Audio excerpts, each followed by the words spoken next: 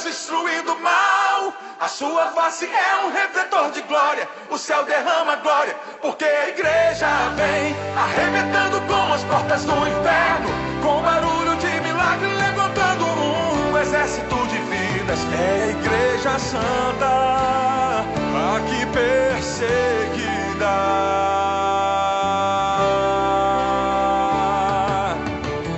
Tentaram acabar com a base da igreja. Sem ela a terra não povoaria o céu. Ela não teria força para adorar, não haveria missionário em todo lugar. Mas o plano não deu certo. Não, não. Tentaram nos calar matando alguns irmãos, mas nada adiantou, surgiram mais cristãos, louvando como Paulo e Silas na prisão, movendo o grande céu, estremecendo o chão, assumindo a missão.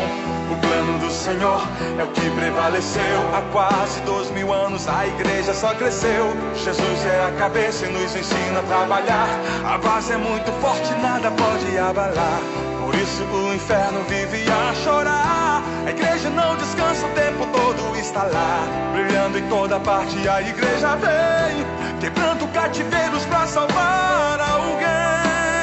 A igreja vem, a igreja vem, com aquele que brilha mais que a luz do sol, dissipando as trevas, destruindo o mal. A sua face é um refletor de glória. O céu derrama glória, porque a igreja vem arrebentando com as portas do inferno, com barulho de milagre, levantando um exército de vidas. É a igreja santa, aqui perseguida.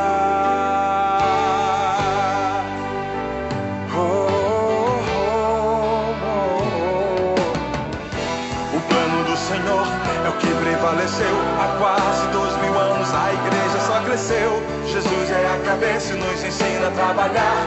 A base é muito forte, nada pode abalar. Por isso o inferno vive a chorar,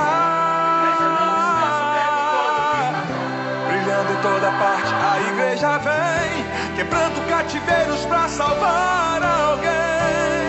A igreja vem, a igreja vem, com aquele que brilha mais que a luz do sol, dissipando as trevas, destruindo o mal. A sua face é um refletor de glória. O céu derrama glória, porque a igreja vem arrebentando com as portas do inferno, com barulho de milagre, levantando um exército de vidas. É a igreja santa, aqui perseguida. O noivo vem aí, a igreja está se preparando para cantar no coral, junto com os anjos. O noivo vem aí, eles estão te convidando para cantar no coral, junto com os anjos, junto com os anjos, junto com os anjos. A igreja vem, vem, mais que a luz do sol, dissipando as trevas, destruindo o mal. A sua face é um refletor de glória. O céu derrama glória, porque a igreja vem arrebentando com as portas do inferno, com barulho de milagre, levantando um exército de vidas. É a igreja santa, a igreja vem, com aquele que brilha mais que a luz do sol, dissipando as trevas, destruindo o mal. A sua face é um refletor de glória. O céu derrama glória, porque a igreja vem arrebentando com as portas do inferno, com barulho de milagre, levantando um exército de vidas. É a igreja santa, aqui perseguida.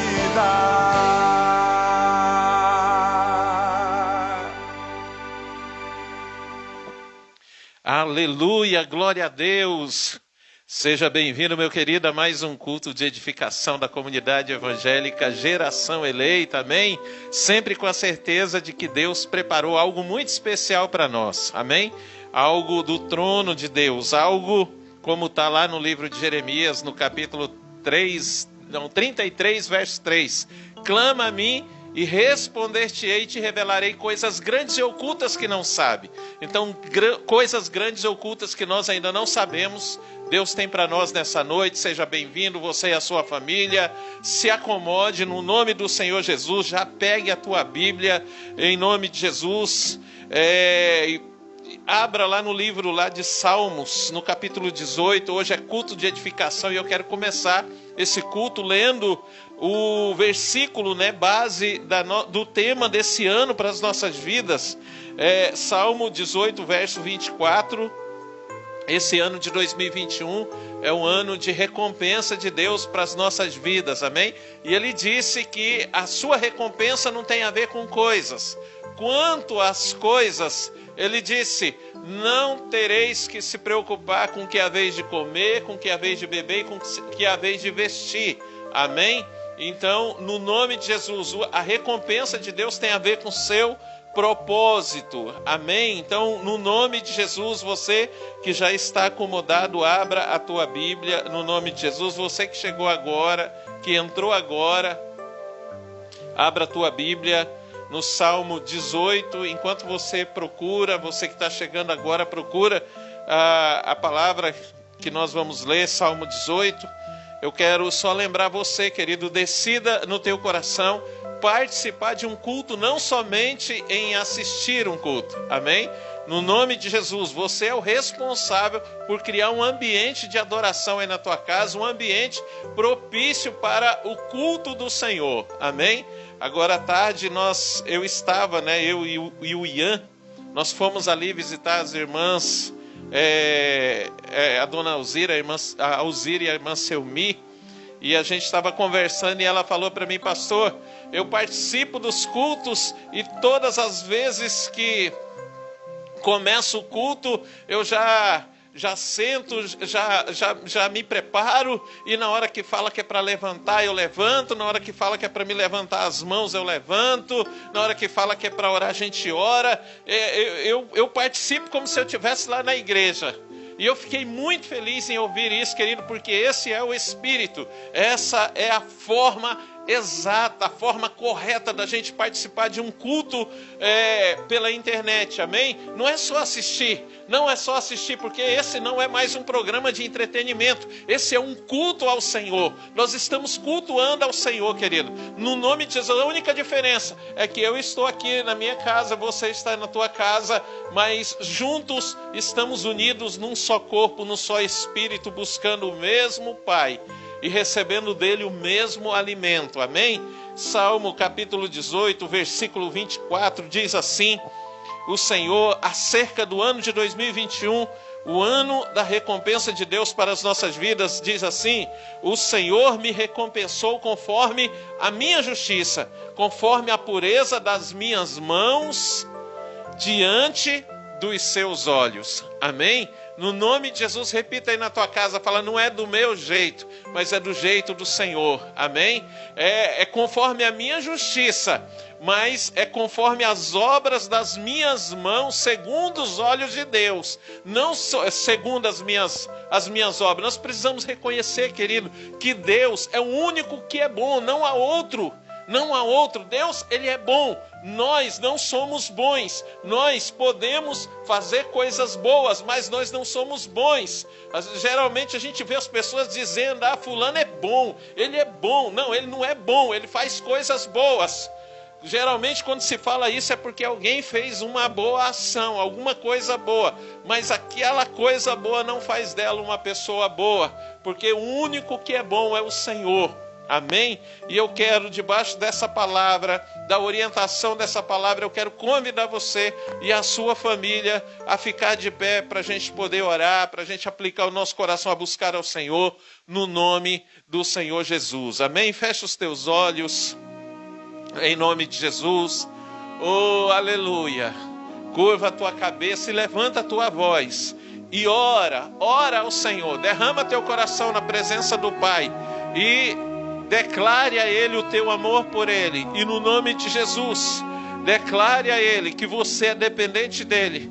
e no nome de Jesus Cristo, decida no teu coração se submeter à palavra, se submeter ao seu senhorio, em nome do Senhor Jesus. Aleluia. Pai, em nome de Jesus, Senhor, em nome de Jesus, nós te louvamos por mais uma oportunidade, nós te louvamos por mais um banquete que o Senhor prepara para nós na presença dos nossos inimigos. Senhor, no nome de Jesus, ó Pai, em nome do Senhor Jesus, na tua presença nós não temos fome, na tua presença nós não temos sede, porque há um banquete preparado, e na tua presença o nosso cálice transborda, Senhor. Então, no nome de Jesus, toma as nossas vidas agora, toma a vida do meu irmão, toma a vida da minha irmã, toma a sua casa, toma a sua família, Senhor. Em nome de Jesus, toma o meu irmão, aquele que está participando desse culto, meu Deus, mas não está em casa, talvez esteja participando do hospital, talvez esteja participando do trabalho, talvez esteja participando, Senhor Deus, de algum outro lugar, mas no nome do Senhor Jesus, ó Pai, é um só corpo, um só Espírito, Senhor, recebendo de Ti o mesmo alimento. Então toma-nos nas Tuas mãos e ajuda-nos, ó Pai, agora. Faz cair por terra tudo aquilo que pode nos impedir, ó Deus, tudo aquilo que pode impedir o entendimento da Tua palavra, tudo aquilo que pode impedir o Teu ministrar, o Teu mover, o Teu agir, o Teu transformar nas nossas vidas, ó Pai, através da Tua palavra. Que caia por terra pensamentos, sentimentos, ó Deus, em nome de Jesus, tudo aquilo que pode, ó Deus, sabotar, ó Deus, a Tua obra nas nossas vidas, Senhor. Nessa noite nós declaramos que nós somos livres, ó Deus, para mover no sobrenatural. Nessa noite, ó Pai, nós declaramos, Senhor, meu Deus, que nós somos livres para ser ministrados, ó Deus, por Ti, e também para Te dar, Senhor, o nosso melhor, o melhor da nossa adoração, o melhor do nosso louvor, em nome do Senhor Jesus, em nome do Senhor Jesus. Aleluia, glória a Deus. Querido, continue orando, continue firme, em nome do Senhor Jesus, querido. Não saia de forma alguma, não saia. Deus vai falar com você, Deus vai ministrar na tua vida, Deus vai transformar a tua vida, em nome do Senhor Jesus, querido, em nome de Jesus. Você quer abençoar alguém também? Compartilhe esse culto com as pessoas que você ama e deixa Deus fazer a obra dele na vida delas, em nome do Senhor Jesus. Aleluia, glória a Deus. Glória a Deus, aleluia, igreja. Eu quero convidar você neste momento a estar se derramando, a estar invocando o nome do Senhor e derramando diante dele todo o teu coração, toda a tua vida, amém? Pois é disso que o Senhor se agrada, de um coração totalmente quebrantado a Ele, de um coração que reconhece o quanto Ele é precioso, o quanto Ele é maravilhoso, de um coração que reconhece o quanto precisa do Pai, amém? Aleluia. Então nós vamos declarar isso nessa noite, que há um prazer em estarmos na casa do Pai, amém? Estarmos na presença do Senhor nosso Deus, aleluia, Jesus. Nós te adoramos aqui, ó Deus. Não poderíamos estar em lugar melhor, Jesus. Oh, Senhor. Te adoramos, te adoramos. Me conheces, sabes tudo que eu preciso antes mesmo de falar.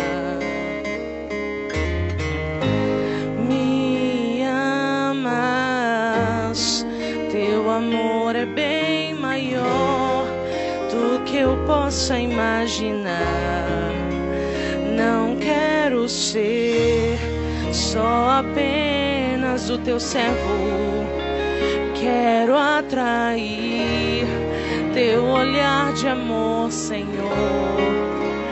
Eu venho a ti como um filho que te ama. Tudo que eu quero é estar perto de ti. Nos teus braços eu quero descansar. Correndo irei pra te abraçar.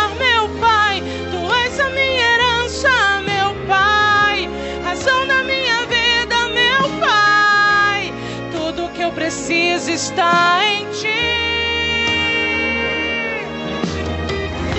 Eu quero estar na casa do Pai, comer em tua mesa, meu Pai. Tudo que eu sou é para ti, vivo só para ti.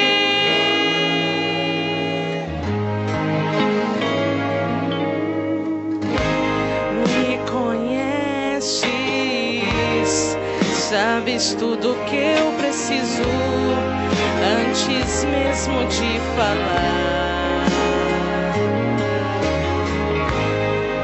Me amas, teu amor é bem maior do que eu possa imaginar. Não quero ser só apenas o teu servo, quero atrair teu olhar de amor, Senhor. Eu venho a ti como um filho que te ama. Tudo que eu quero é estar perto de ti, Senhor. Nos teus braços eu quero descansar. Correndo irei pra te abraçar, meu Pai. Tu és a minha herança, meu Pai, razão da minha vida, meu Pai. Tudo que eu preciso está em ti. Eu quero estar na casa do Pai, comer em tua mesa, meu Pai. Tudo que eu sou é para ti. Diga pra ele: Pai, eu vivo só pra ti, Jesus. Os meus dias, o melhor do meu vigor, dos meus dias, eu consagro a ti, ó Deus, pois o Senhor é digno da minha vida. Oh! Tu és a minha herança, meu Pai, razão da minha vida, meu Pai. Tudo que eu preciso está em ti. Eu quero estar na casa do Pai, comer em tua mesa, meu Pai. Tudo que eu sou é para ti, vivo só pra ti. Oh, aleluia. O Senhor preparou um banquete para nós nessa noite. E Ele está nos convidando a sentar a esta mesa, amém? Para cearmos com Ele, aleluia. Que você possa se entregar completamente àquilo que Deus tem para fazer na sua vida hoje. Quantos creem podem dizer amém, podem dizer aleluia, amém. Você pode se acomodar aí onde você está, dando glória ao nome do eterno Deus, amém, glória a Jesus.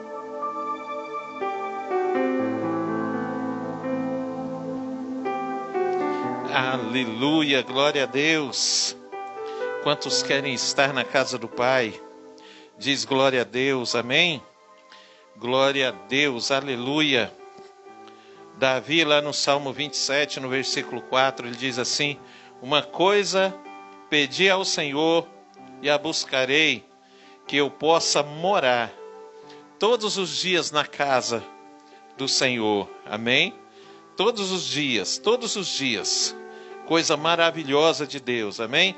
Querido, estamos vivendo dias privilegiados, amém?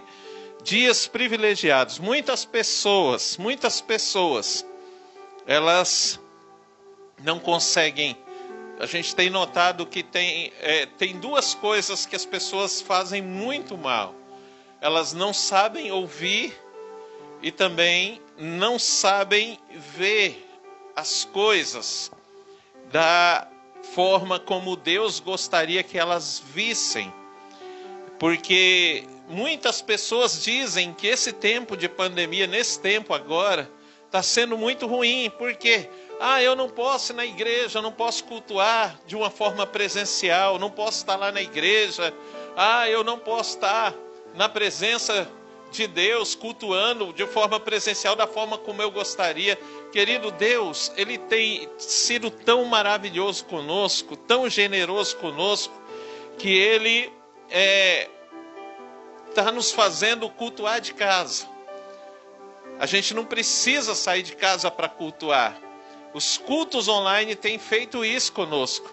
Tem nos colocado, tem nos reunido, tem nos congregado de uma forma tão maravilhosa. Você não precisa sair da tua casa e ir lá na igreja hoje para poder cultuar. Você tem que cultuar, você pode cultuar de casa. Lembrando também que esse era o requisito, é o requisito para tomar posse da promessa de recompensa. Você só precisa estar aonde a igreja de Deus está reunida. Amém? Se te for de forma presencial, então você tem que estar de forma presencial. Mas se não podemos estar de forma presencial somente pela internet, como são esses 2 cultos da geração eleita, terça e quinta-feira, então é aqui que nós deveremos estar, porque é aqui que nós vamos receber do Senhor toda a capacitação para tomarmos posse da promessa dele para as nossas vidas. Amém? Glória a Deus. Quero que você continue no capítulo 18 de Salmos. Quero ler com você o verso seguinte, né?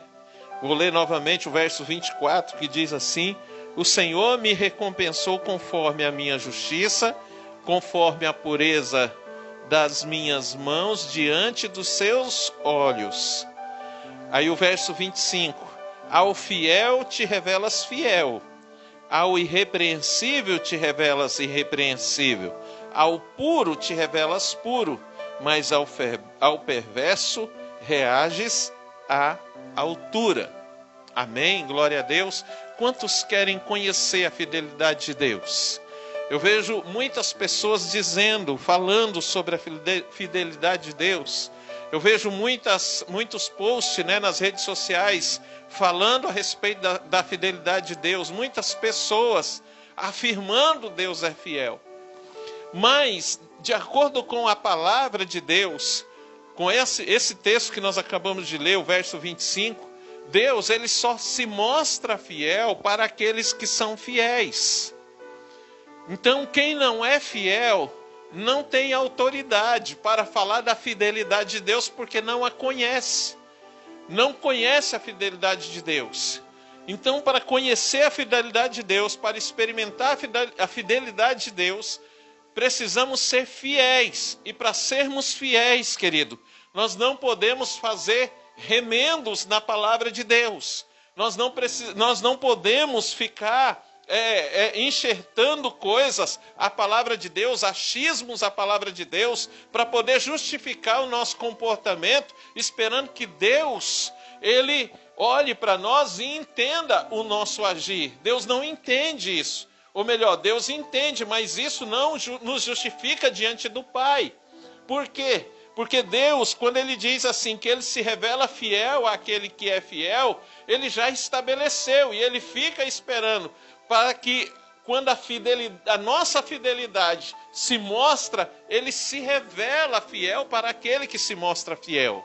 Amém? Então só conhece a fidelidade de Deus, só experimenta a fidelidade de Deus aquele que é fiel, só tem autoridade para falar de fidelidade de Deus, aquele que se mostra fiel a Ele. Fiel não é somente em dízimos e oferta, porque todas as pessoas, a maioria das pessoas, elas já emendam, né? Fala de fidelidade, já liga a parte financeira, e não é somente a parte financeira. No domingo eu falei a respeito do fermento do fariseu. Querido, nós precisamos ser fiéis à palavra. Nós não podemos deixar o achismo entrar no nosso coração. Nós não podemos deixar pessoas minarem a nossa fé com coisas que parecem vindo de Deus. Não, de forma alguma. Nós precisamos identificar aquilo que vem contra o propósito de Deus para a nossa vida, a missão e a visão de Deus para a nossa vida, para que não nos impeça de avançar e de tomar posse daquilo que Ele nos prometeu. Amém? Então, no nome de Jesus, querido, quer conhecer a fidelidade de Deus na área financeira? Se mostre fiel a Ele na área financeira. Amém? No nome do Senhor Jesus, você não é obrigado. Nós pregamos esse princípio, querido. E é assim que funciona. Você não é obrigado, mas se você quer conhecer a fidelidade de Deus, você precisa se mostrar fiel nos dízimos e nas ofertas, porque é através desse princípio que Deus, ou melhor, que nós submetemos as nossas finanças a Ele e que Ele se mostra fiel a nós, trazendo sobre nós bênçãos sem medida, como está lá em Malaquias no capítulo 3, no versículo 10 em diante. Amém? No nome de Jesus. Então você que hoje quer se mostrar fiel ao Senhor, para conhecer a fidelidade dele, querido, entregando a ele dízimos e ofertas, no nome do Senhor Jesus você pode fazer, de hoje até quinta-feira, você pode fazer através de depósito, de transferência, através de Pix. Tem a descrição na descrição da live tem os dados bancários da igreja. Você pode fazer, querido. Você pode também estar fazendo doação para a compra de alimentos, alguma coisa assim da nossa assistência social, pela conta da igreja, amém? No nome do Senhor Jesus, você pode fazer também, tem o QR Code com os dados bancários da igreja, para facilitar você se mostrar fiel ao Senhor, para que você conheça a fidelidade dele e tenha autoridade de falar a respeito da fidelidade de Deus, amém? Pessoa alguma que não se mostra fiel ao Senhor, não somente na área financeira, mas em qualquer parte, em qualquer que seja a palavra de Deus ou o mandamento de Deus, se não se mostrar fiel, não tem autoridade para falar de fidelidade, porque Deus só se mostra fiel àqueles que se mostra fiel àqueles que se mostram fiéis. Amém? No nome do Senhor Jesus. Então você que tem dízimo e oferta, que vai entregar de hoje até quinta-feira. Se você quer entregar de forma presencial, os nossos cultos de domingo já estão sendo de forma presencial. Amém? Mas se você preferir, querido, se de tudo ficar difícil para você, você não pode fazer uma transferência, um depósito, um Pix ou ir de forma presencial, você pode entrar em contato comigo pelo telefone que está na descrição da live, também está no rodapé da live. E nós vamos juntos achar a melhor forma de você se mostrar fiel ao Senhor através de dízimo e oferta. Amém? Vamos ficar de pé aí na tua casa, no nome de Jesus. Fecha os teus olhos, segura na tua mão aí aquilo que é o dízimo, ou no nome de Jesus Cristo, aplique o teu coração agora. No nome de Jesus, Pai, nós queremos apresentar a Ti um pouco daquilo que o Senhor tem nos dado, Senhor. Meu Deus, o Senhor, nós não podemos dar a Ti nada de nós mesmos. Tudo que nós devolvemos a Ti é apenas um pouco daquilo que o Senhor já tem nos dado.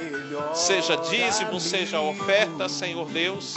Pai, é apenas um pouco do que o Senhor já tem nos dado. Nós cremos nesse princípio, Senhor.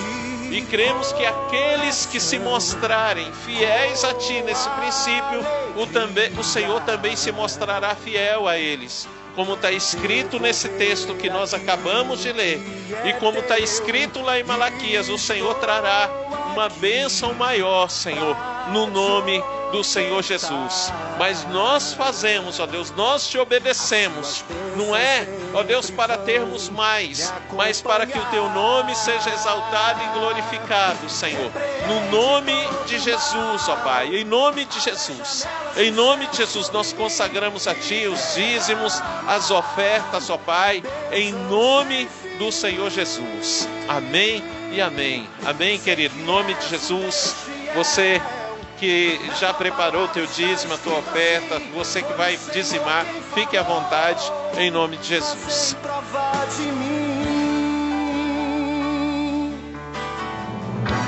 De coração, com alegria,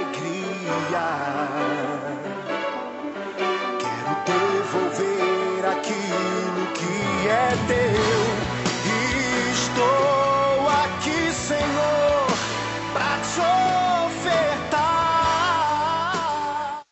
Glória a Deus, aleluia. Amém. Mais uma vez, boa noite, igreja.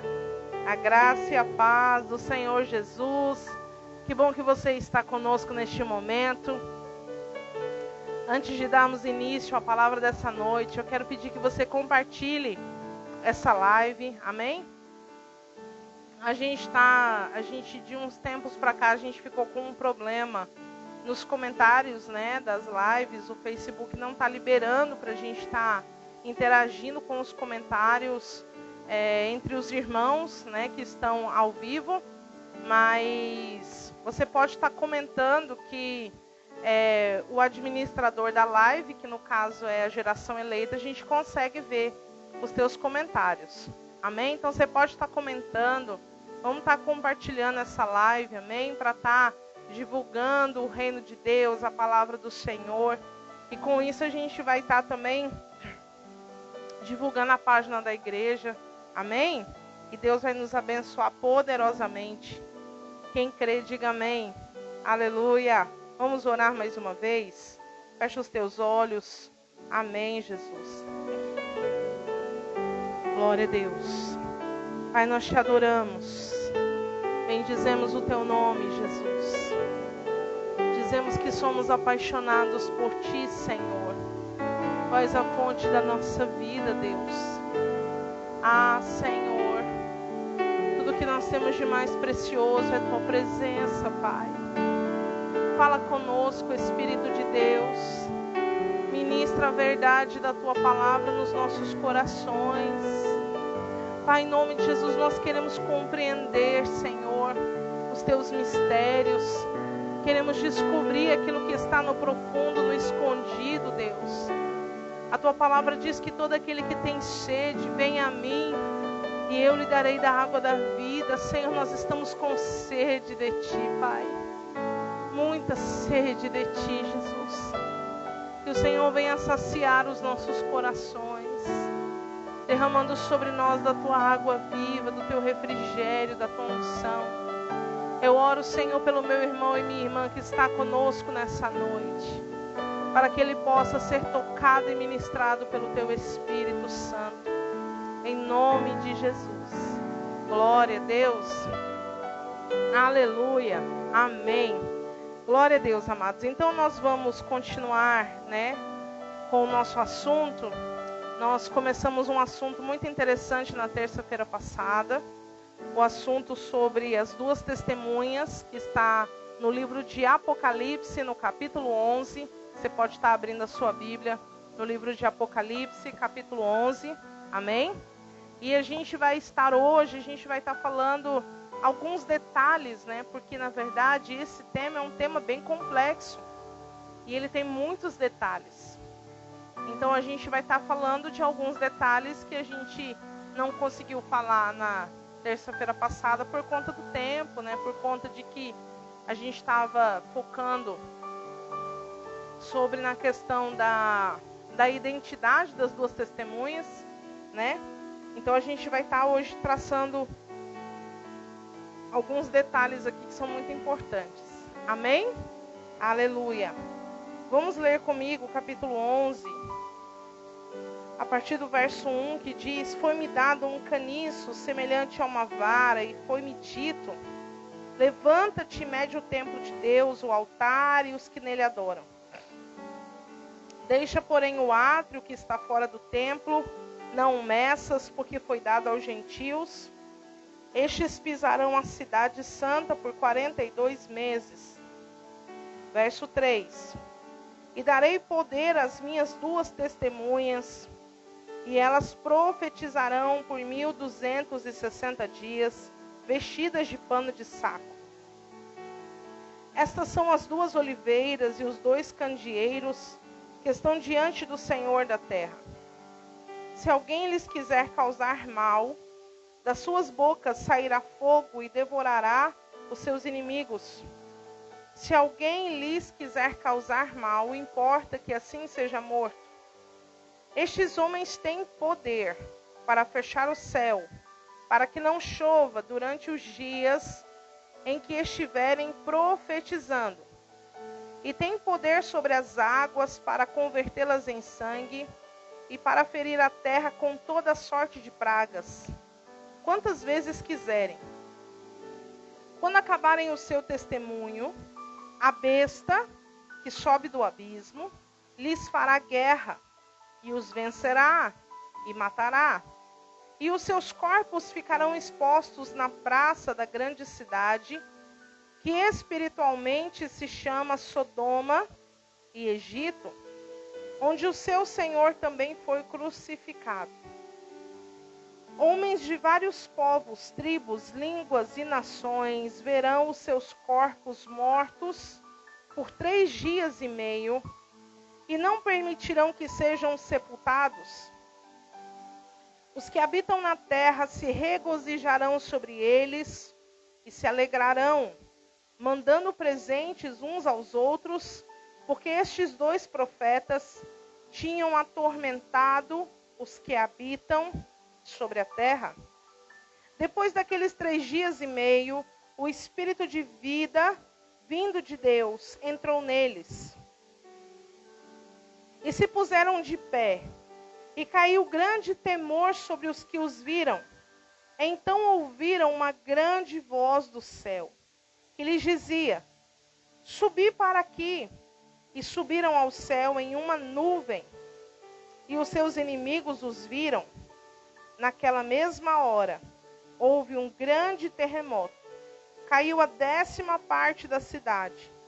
No terremoto foram mortos 7.000 homens, e os demais ficaram atemorizados, e deram glória ao Deus do céu.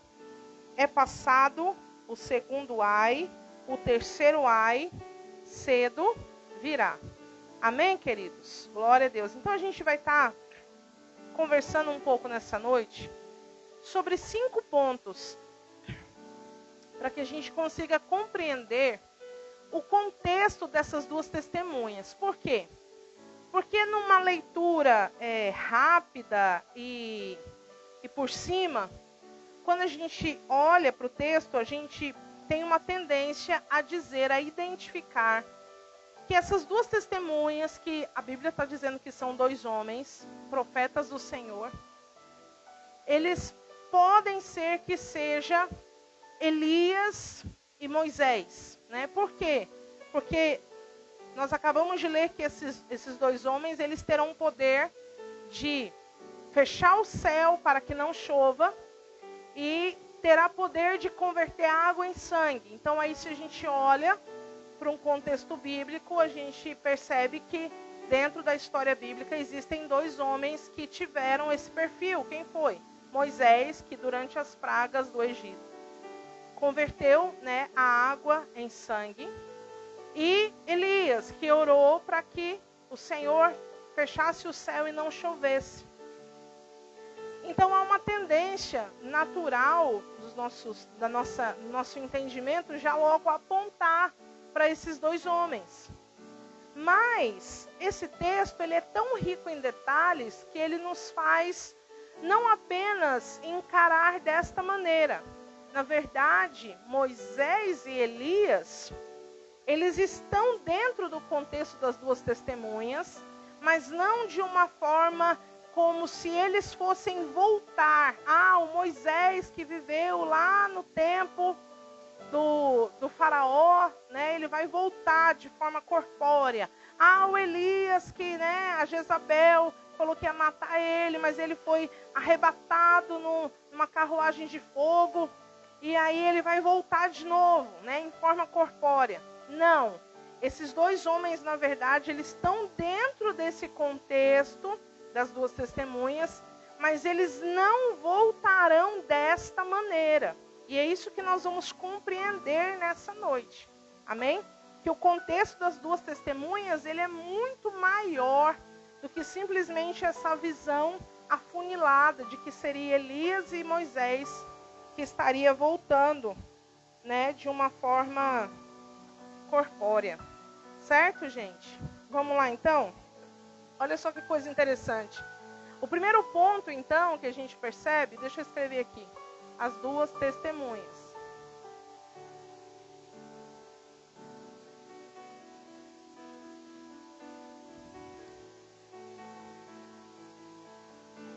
As 2 testemunhas. né? Continuação, parte 2 hoje. Igual as séries da Netflix, né? Olha só o primeiro ponto que fala aí. Ele fala assim que eles receberão o que, gente? Poder.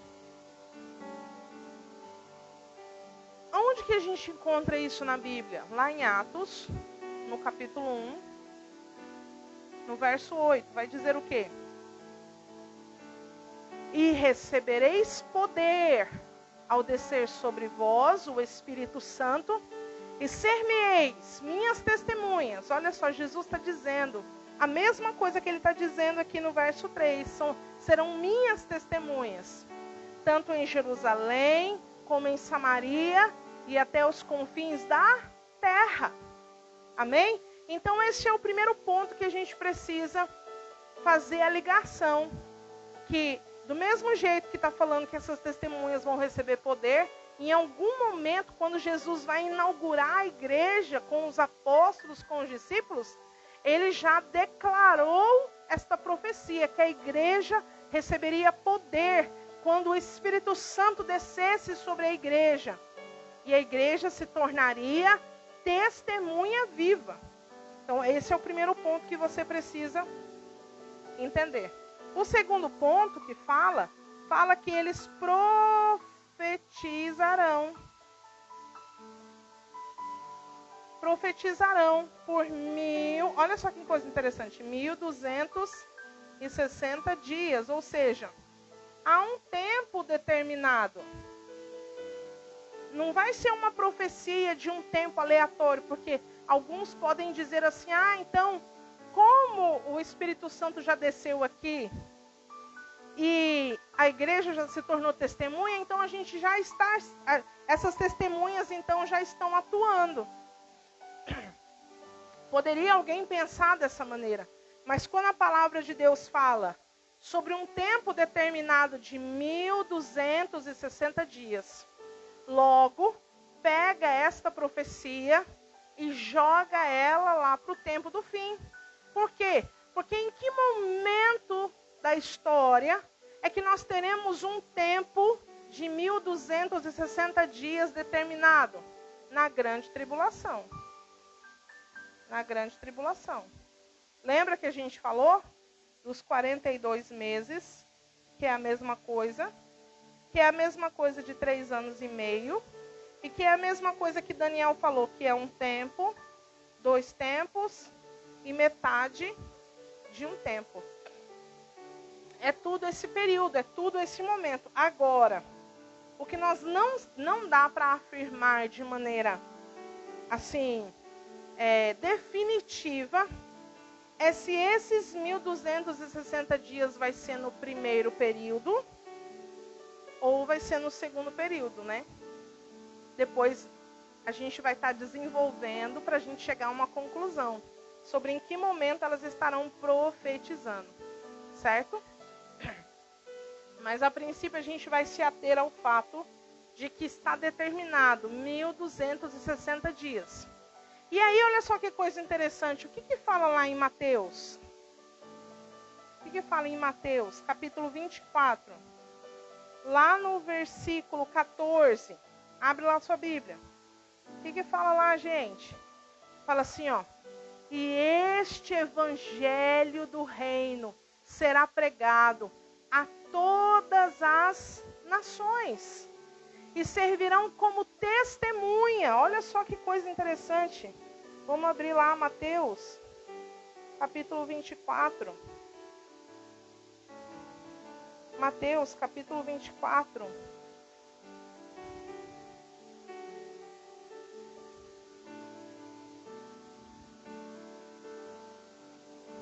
E verso 14. E este evangelho do reino será pregado em todo o mundo, em testemunho a todas as nações. Então virá o fim. Está de acordo, então, com as duas testemunhas? Sim. E quem que vai pregar esse evangelho do reino? Vai ser só 2 pessoas, gente? Será que 2 pessoas têm condição de pregar o evangelho a todas as nações? É isso que eu quero que você comece a desenvolver no seu pensamento aí. Então a gente está concluindo que a igreja é quem vai estar dentro desse papel todo aqui. Certo? Porque Jesus está dizendo lá em Mateus que este evangelho vai ser pregado, vai ser anunciado como um testemunho. Lá em Apocalipse está dizendo que elas profetizarão, ou seja, elas vão anunciar o evangelho. Então isso só pode ter a ver com a igreja. Amém? Olha só como que tudo vai se encaixando dentro da palavra de Deus. A palavra de Deus, ela mesmo se explica, ela mesmo se testifica. Aleluia! Glória a Deus. E o terceiro ponto que a gente vê aí é que essas são duas oliveiras. O terceiro ponto é que essas duas testemunhas são duas oliveiras. Eu estou falando algumas coisas que eu já falei na terça-feira passada, porque pode ser que alguém esteja caindo aqui de paraquedas e aí não teve como assistir a live passada, né? Então a gente está trazendo um pouquinho de algumas coisas que a gente falou para a gente poder fazer a ligação. E aí, olha só que coisa interessante. Vamos abrir lá Zacarias, capítulo 14. Zacarias, é importante a gente estar lendo esses textos, tá? Zacarias.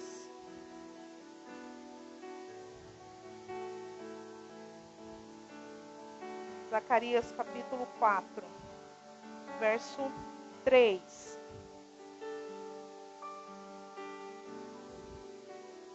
Vai dizer: junto a ele há duas oliveiras, uma à direita do vaso de azeite e outra à sua esquerda. Então aqui Zacarias está tendo uma visão de duas oliveiras e elas estão junto a um vaso de azeite. Amém? Glória a Deus. E o mais interessante também é que nessa visão, ele vai falar que ele vê um castiçal, que é o candelabro, todo de ouro. Ele também tem a visão do castiçal. Vai ser importante essa questão do castiçal para a gente poder entender. Então, aí no verso 14, vai ser revelado, então, quem é essas duas oliveiras. O que elas representam. Quem que elas estão identificando. E aí no verso 14 vai dizer: então ele me disse, estes são os dois ungidos para servir diante do Senhor de toda a terra. Então o que eu entendo que são as duas oliveiras? São dois ungidos. Para quê? Para servir.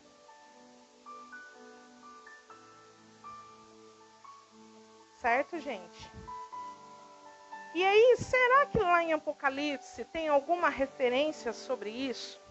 Claro que tem. Apocalipse capítulo 7. Vamos ler lá.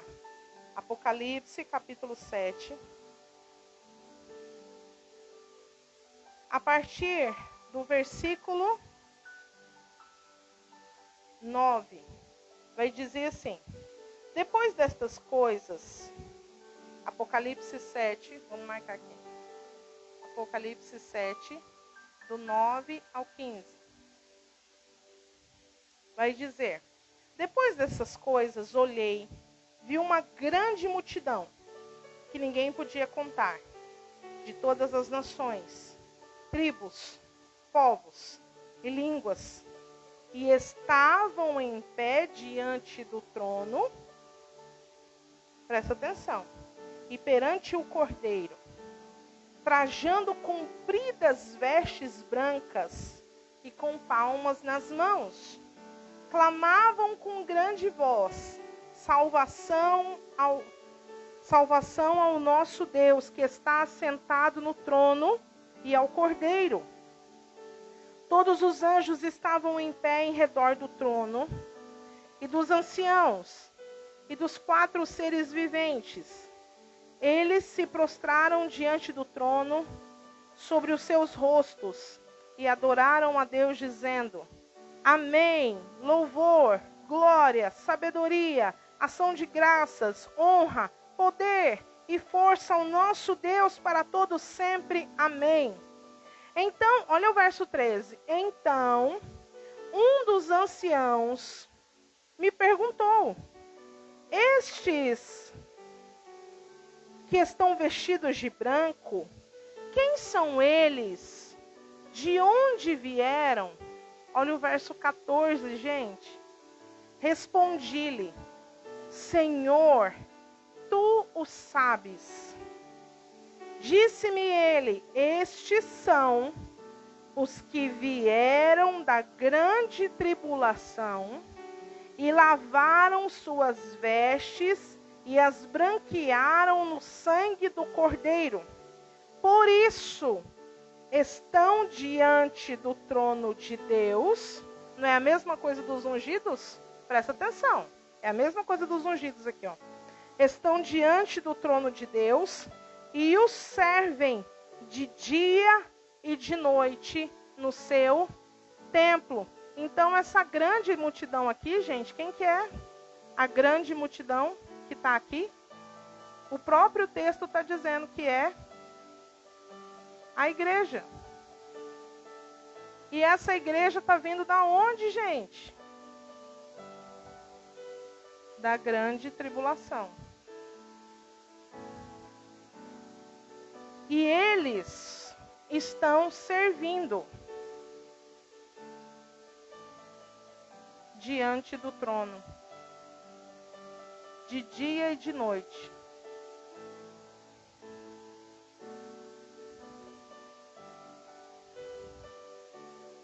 Agora me responde uma coisa: se a igreja não vai passar pela grande tribulação, como alguns irmãos tentam dizer que não tem como a igreja passar, porque a igreja vai ser preservada no sentido de que o Senhor Deus vai retirar ela antes que a grande tribulação comece. Então, quem são estes? Se o próprio João pergunta: não sei, Senhor. E o próprio Senhor responde para ele: estes são os que vieram da grande tribulação. Aí alguns vão dizer assim: não, pastora, mas é que esses são os crentes que no dia do arrebatamento secreto, eles ficaram para trás, porque eles estavam infiéis a Deus naquele momento.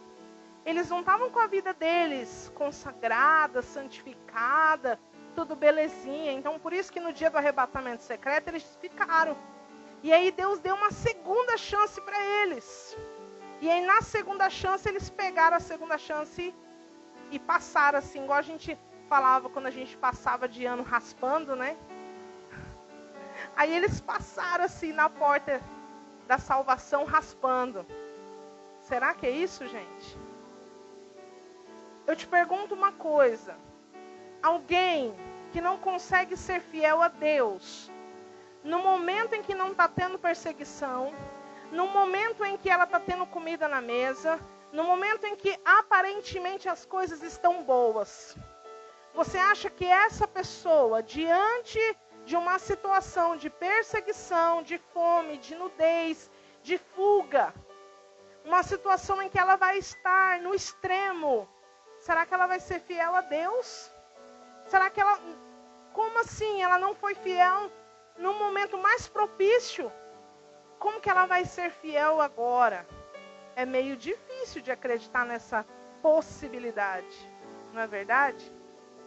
Então, para aqueles que dizem que a igreja vai ser arrebatada antes, alguns dizem assim, o próprio livro do Apocalipse fala que as cartas das 7 igrejas é só até o capítulo 4, depois do capítulo 4, a gente nem ouve mais falar da igreja no livro de Apocalipse. Como assim?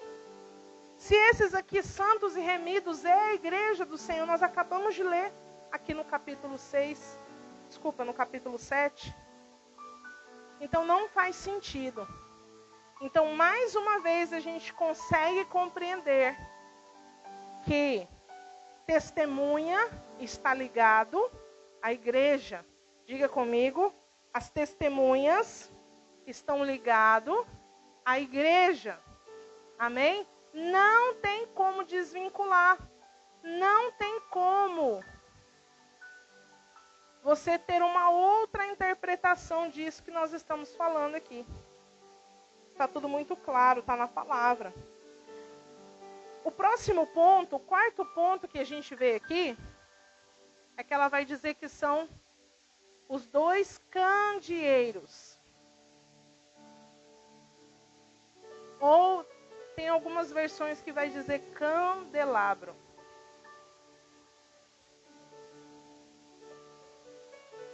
Que é a mesma coisa. Para quem não sabe, esse candeeiro, esse candelabro, ele foi feito lá no tabernáculo. E ele representava os 7 Espíritos de Deus. E ele precisava estar aceso continuamente. Ele não poderia se apagar. Sabe o que é mais interessante? Quando ele foi aceso pela primeira vez, foi o próprio Deus que acendeu ele. Não veio fogo de outro lugar, foi o próprio Deus que enviou o fogo e acendeu ele. Então ele precisava ser alimentado constantemente. O fogo. Eles não poderiam, os sacerdotes não poderiam de forma alguma permitir que as chamas desse candelabro se apagassem. Eles precisavam estar em vigilância para que essas chamas ficassem acesas constantemente. E a gente vai entender mais para frente o porquê disso. Amém? Mas olha só que coisa interessante. O que seria esse candelabro? Que a palavra de Deus está dizendo aqui que essas 2 testemunhas são os 2 candelabros que estão diante do Senhor da terra. Apocalipse, capítulo 1, verso 20. Vamos escrever aqui. Apocalipse, capítulo 1, versículo 20, vai dizer... Jesus vai dizer para João assim: eu vou te revelar o mistério. Guarda essa palavra aí, você vai precisar dela. O mistério das 7 igrejas.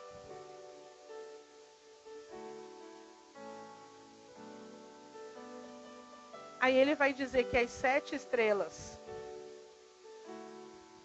que está na mão dele são os 7 anjos da igreja. Que significa, quem são os anjos da igreja? Os que zelam pela igreja, são os líderes da igreja. E os 7 candeeiros, que era por onde Jesus passeava, são as 7 igrejas. Então, 7 candeeiros, 7 igrejas. Isso é um mistério. Essa palavra aqui, ela é poderosa. Compreenderam? Agora é o seguinte. Mas está falando que é só 2 candeeiros e aqui são 7 igrejas. Sim. Por quê? Porque só 2 igrejas não receberam nenhum tipo de repreensão do Senhor nas suas cartas. Esmirna e Filadélfia.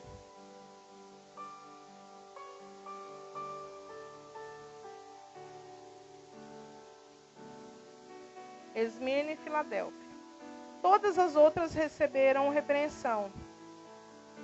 E uma, o Senhor falou assim: eu sei que és pobre, mas na verdade tu és rica.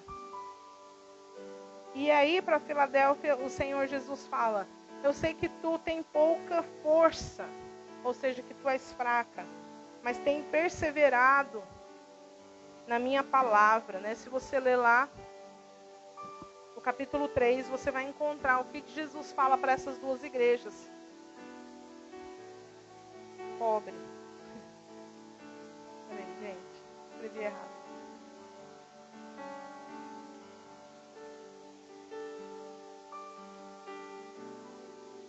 Então a gente percebe o quê? Que Na verdade, então, isso significa que o fato de serem 2 candeeiros é que há uma separação. Que nem tudo por aí que se diz igreja, na verdade é considerado igreja do Senhor. Que na verdade nem tudo aquilo que a gente pensa, porque está falando de Deus, porque lá acontece milagre, porque lá tem um mover assim que as pessoas, nossa, elas sentem coisas maravilhosas, então lá é de Deus. Isso é para acender um alerta para nós que nem tudo aquilo que parece ser de Deus é de Deus. Nem todas as igrejas que dizem ser de Deus estão diante do Senhor como igrejas ungidas e servindo. É isso que a palavra de Deus está nos ensinando nessa noite. Mas o fato é que, mais uma vez, a palavra, as 2 testemunhas têm uma ligação com a igreja. Amém? E o que acontece, gente? Olha que coisa interessante. Lá no texto das igrejas fala que Esmirna vai ser perseguida. Ela vai passar por uma tribulação de 10 dias. E aí Jesus fala para ela assim, mas ser fiel até a morte. Ou seja, uma parte da igreja, durante a tribulação, vai enfrentar a morte. E para Filadélfia, o que ele fala? Ele fala assim, olha, porque você permaneceu fiel, eu também. Porque você guardou a minha palavra, eu também vou te guardar da hora da tribulação. Guardar não é no sentido de retirar a igreja, não é isso. Guardar é no sentido de preservar, de manter no mesmo estado original. Então essa daqui será guardada, ou poupada, ou preservada. Sabe por quê, gente? Porque no dia do arrebatamento, segundo o texto de 1 Tessalonicenses, capítulo 4, a partir do versículo 15, vai dizer o quê?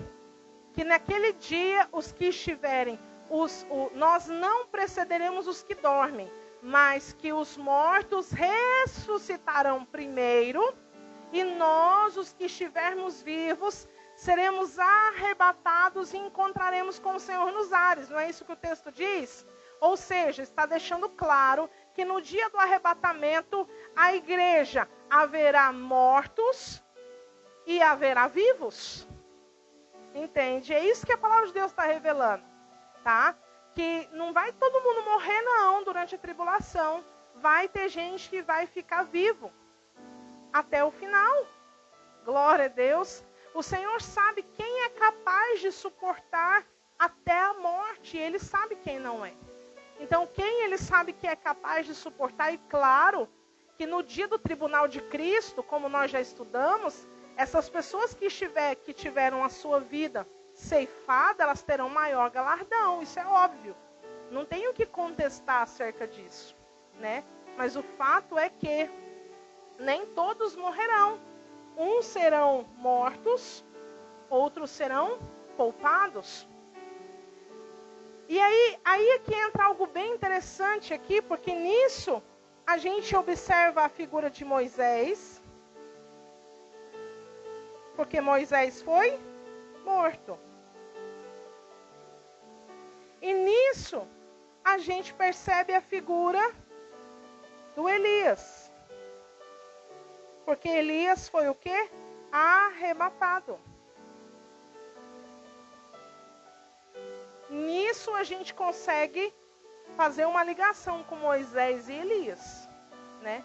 E o mais interessante nisso é que quando Elias é arrebatado, ele não é arrebatado de forma secreta, como alguns querem supor, não. Ele é arrebatado de forma visível.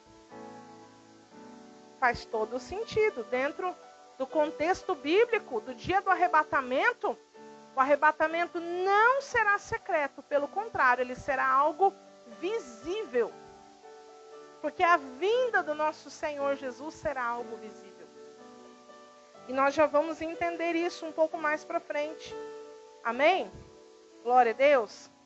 Ficou compreendido até aqui, gente? Dá um glória a Deus aí, dá um aleluia aí. Para mim ouvir daqui, hein?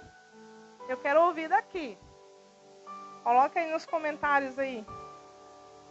Glória a Deus. Se tiver alguém dormindo aí do teu lado, dá um chacoalhão nele. Fala, acorda, menino. A gente ainda vai aprender muito ainda. Glória a Deus.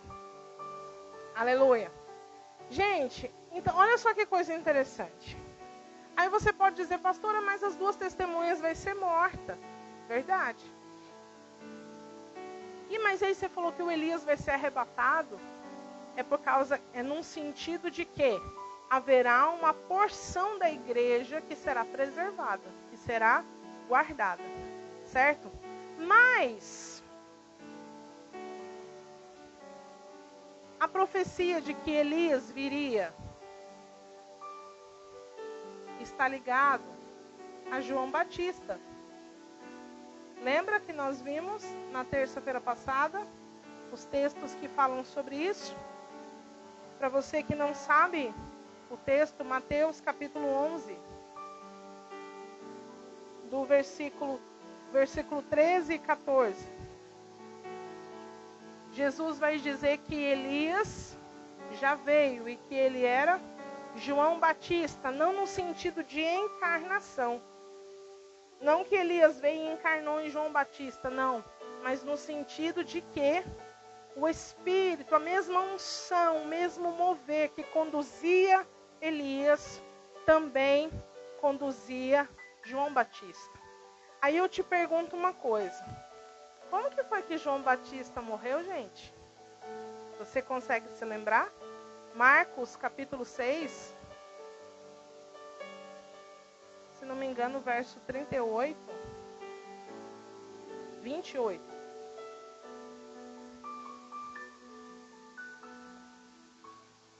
Ele morreu o quê? Degolado na prisão.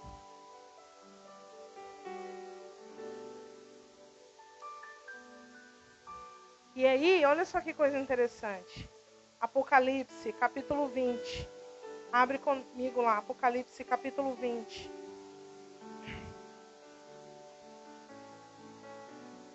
O que fala aqui? A partir do verso 4. Apocalipse 20. Versículo 4. Diz o que aí, gente? Vi também tronos. E aos que se assentaram sobre eles, foi-lhes dado o poder de julgar. E vi as almas daqueles que foram mortos, daqueles que foram degolados, ou seja, está dizendo o tipo de morte. Daqueles que foram degolados por causa do testemunho de Jesus. Olha a palavra testemunha aparecendo de novo aqui. E pela palavra de Deus, que não adoraram a besta, nem a sua imagem, e não receberam o sinal na testa, nem nas mãos. Eles reviveram e reinaram com Cristo durante 1000 anos. Mais uma vez aqui a gente encontra uma porção da igreja que passou pela morte. Uma morte muito semelhante à morte de João Batista, né? Mas que no final houve um triunfo dessas pessoas, porque elas reviveram. E não apenas reviveram, mas elas reviveram para reinar com Cristo. Amém? Glória a Deus. Aí eu te pergunto uma coisa. Um fim tão trágico como o de João Batista, o que levou ele a ter esse fim? Será que ele era um homem mau? Será que ele fez algo de errado? Pelo contrário, a palavra de Deus vai se referir a João como a voz que clama, quem sabe, no deserto. A palavra de Deus vai dizer que o estilo de vida de João Batista era totalmente aprovado pelo Senhor, porque ele vivia no deserto. E ali ele anunciava a palavra de Deus. E a anunciação, a pregação de João Batista não era vem que você vai ganhar muito dinheiro. Não era vem porque que você vai ser curado.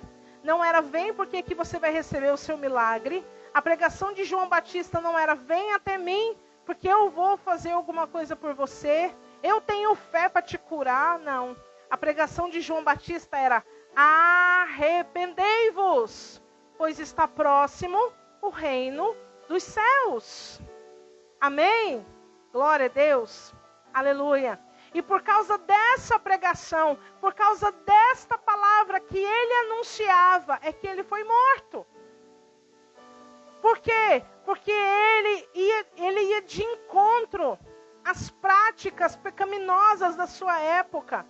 Ele declarava livremente as coisas que eram abomináveis aos olhos do Senhor. E aquilo fazia com que aqueles que não queriam mudar de vida se irassem contra eles. Até que uma mulher, que estava totalmente em pecado, em adultério, que era a mulher de... Quem sabe? Fala aí, gente, eu quero ouvir daqui. O nome dela é Herodias. E ela, mulher de Herodes, a Bíblia vai dizer que ela queria matar João, mas ela não podia. Até que ela vai fazer uma emboscada para ele. E nessa emboscada, lhe é pedido a cabeça de João Batista numa bandeja de prata. E é exatamente isso que acontece com ele.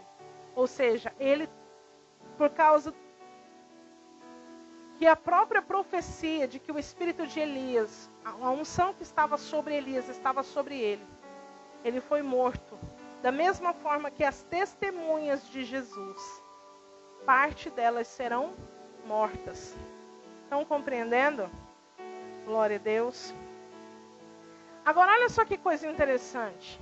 João Batista era tido como uma voz que clama onde, gente? No deserto. Ele não estava nos grandes palcos da sociedade. Ele não estava na grande evidência do público, não. Ele estava no deserto. E aí, sabe o que eu acho mais maravilhoso disso tudo? Olha só. Apocalipse capítulo 12. Abre lá comigo. Apocalipse capítulo 12. Versículo 6. Olha o que vai dizer. Ah, Jesus. Nos faz compreender os teus mistérios, Senhor. Apocalipse capítulo 12, verso 6. O Apocalipse capítulo 12, ele é bem complexo. A gente não vai se ater a muitos detalhes. Mas o verso 6 vai dizer que depois de uma guerra do dragão contra a mulher que gerou um filho, que no caso é a igreja que gera Jesus, porque Jesus veio ao mundo por causa da igreja, por causa dos santos. Amém? Que ele queria salvar. Então, o que acontece aqui no verso 6? A mulher, no caso, é a igreja. Certo, gente? Verso 6. A mulher fugiu para o deserto, onde já tinha um lugar preparado por Deus para que ali fosse alimentada durante 1260 dias. Meu Deus! Uma igreja no deserto, alimentada por Deus por 1260 dias.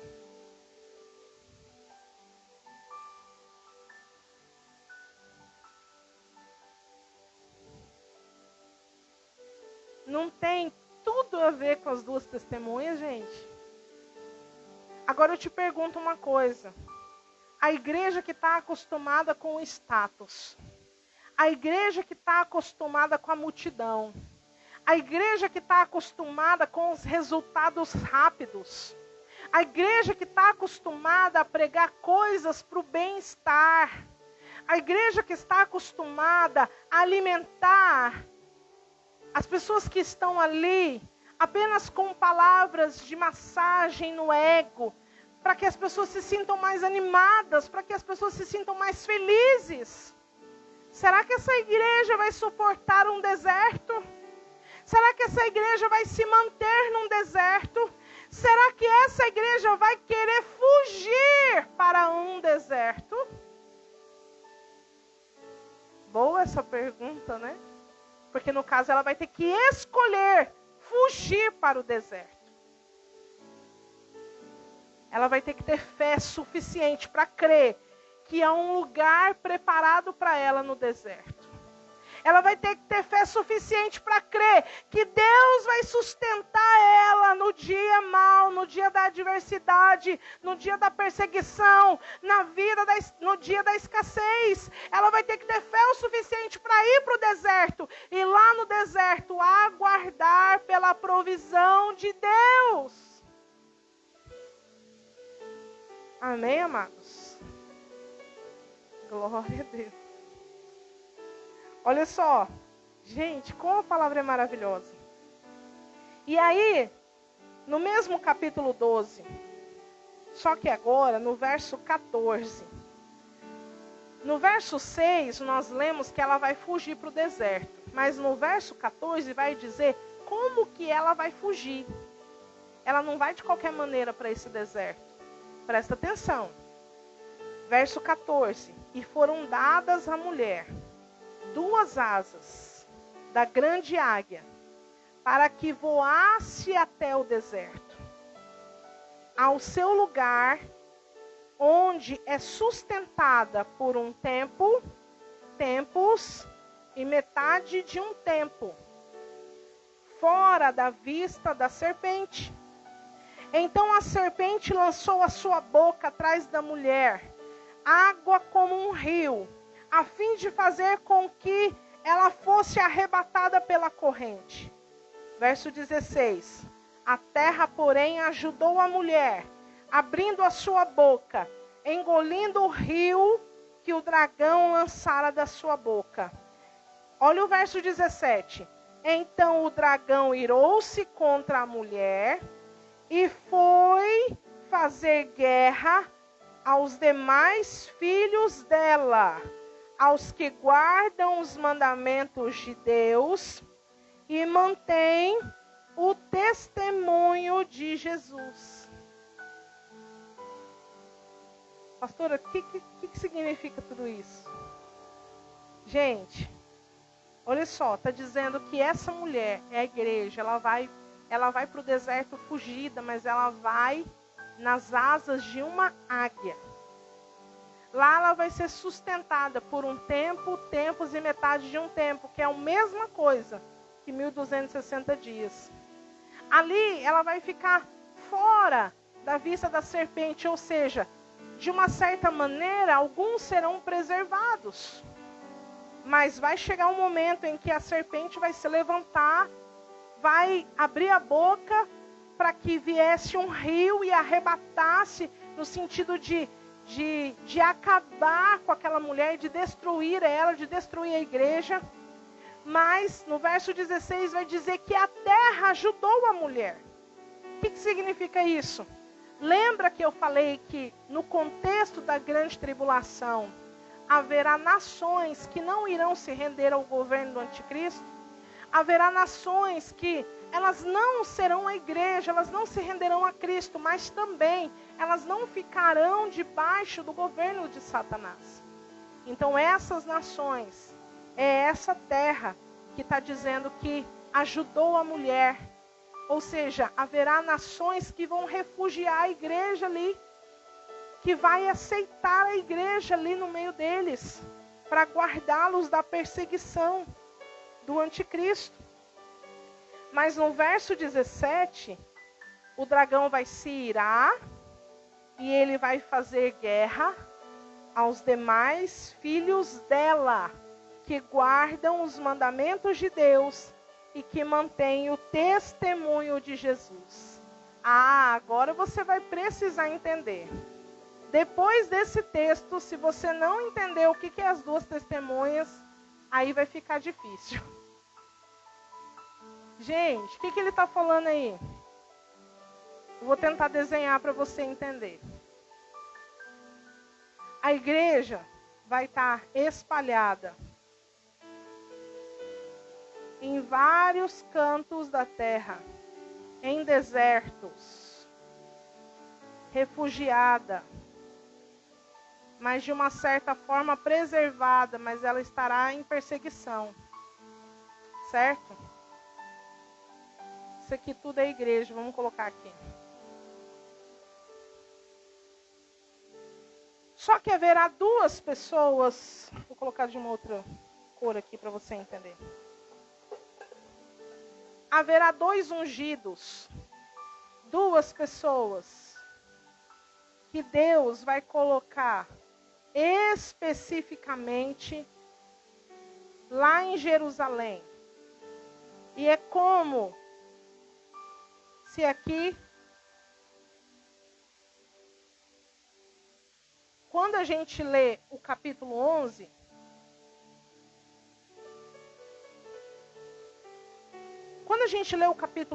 a gente está focando nessas duas pessoas aqui.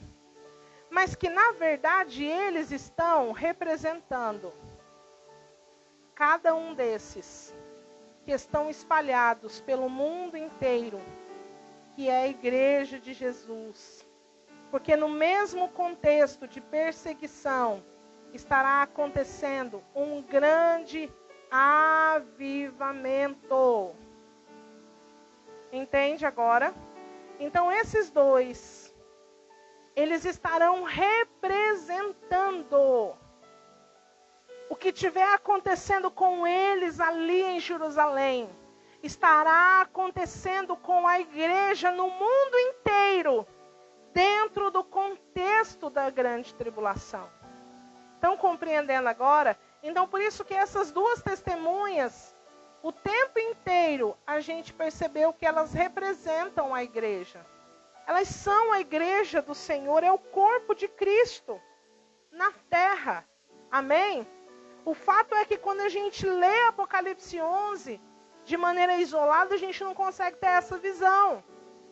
Mas, somando os textos, compreendendo o que está nas Escrituras, a gente vai perceber que, na verdade, o capítulo 11 é só um foco que Deus coloca em duas pessoas que estarão representando a vida da igreja do Senhor na terra inteira, no todo o contexto da grande tribulação. Quantos estão entendendo? Diga glória a Deus.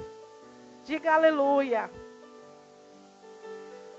Para que não reste dúvida mais para você.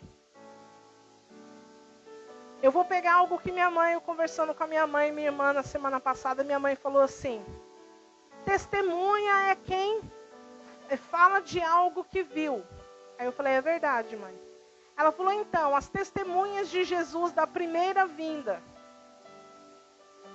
anunciaram a primeira vinda dele. Então agora nós somos as testemunhas da segunda vinda do Senhor. Então por isso que nós iremos anunciar. Eu falei: exatamente. Ela compreendeu. E sabe aonde que está isso na Bíblia? Isaías capítulo 40. Olha, vamos ler lá? Isaías capítulo 40. Eu já vou encerrar, gente. Por favor, não dorme não. Fica comigo aí mais um pouquinho. 15 minutinhos só. Não é tudo isso não.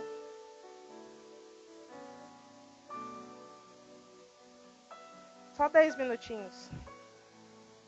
Isaías capítulo 40.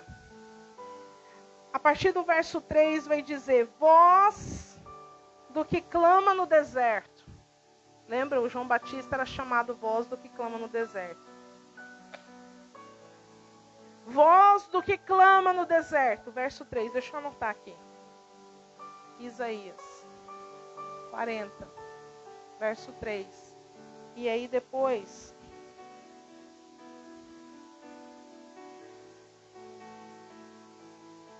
do 3 ao 5, E aí depois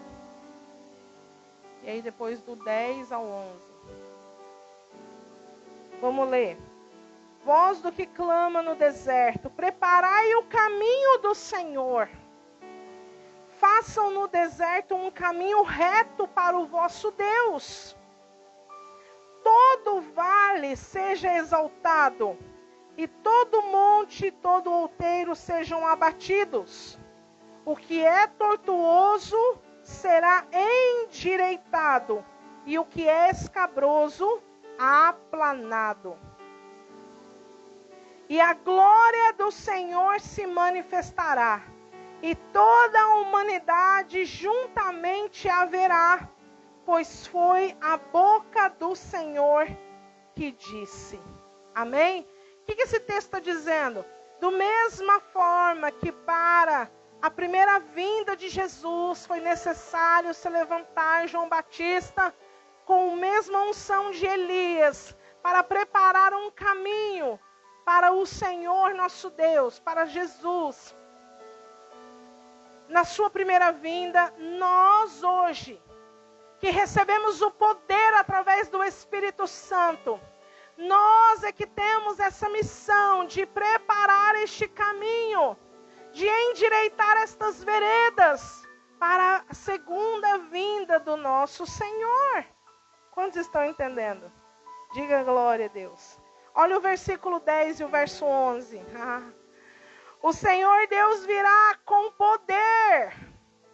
Quando que Ele vai vir com poder, gente? Na sua segunda vinda também. O seu braço dominará. O seu galardão vem com Ele. Aonde que está escrito isso na Bíblia? Apocalipse 22:12, Ele diz: cedo venho e comigo o meu galardão está. Apocalipse 22:12. Então, tem total conexão com esse texto de Isaías. Olha só. O seu galardão vem com Ele, o seu salário diante da sua face. Verso 11. Como o pastor apacentará o seu rebanho, nos seus braços recolherá os cordeirinhos, os levará no seu regaço, as que amamentam, Ele guiará mansamente. Onde que está escrito isso, gente? Mateus capítulo 25, onde Jesus se assenta para separar os bodes das ovelhas. E para as ovelhas que estão à sua direita, Ele vai dizer: vinde benditos do meu Pai, possuí o reino que está reservado para vós. Mesma coisa que está escrita aqui no livro de Isaías. Agora, presta atenção no verso 29. Se depois dessa você não der um salto aí na tua cadeira, meu irmão, você está precisando orar mais. Olha o verso 29 a 31.